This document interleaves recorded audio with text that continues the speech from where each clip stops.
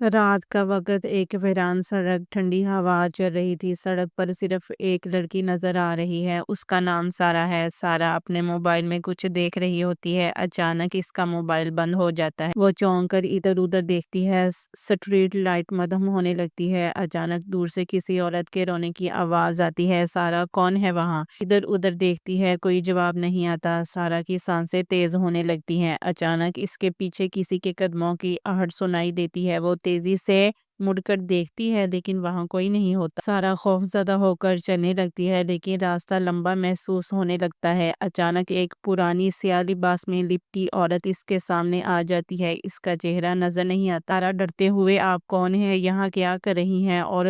عورت کچھ نہیں بولتی، بس اپنی ہڈیوں جیسا پتلا ہاتھ سارہ کی طرف بڑھاتی ہے۔ سارہ پیچھے ہٹتی ہے لیکن اس کے پاؤں میں کوئی چیز آ کر لگتی ہے اور وہ گر جاتی ہے۔ جب وہ اوپر دیکھتی ہے تو عورت کا چہرہ سامنے آ چکا ہوتا ہے، خالی آنکھوں کے ساکٹ، خون میں بھیگا ہوا چہرہ۔ سارہ چیخ مارتی ہے اور بے ہوش ہو جاتی ہے۔ نیکسٹ سٹوری کے لیے کومنٹ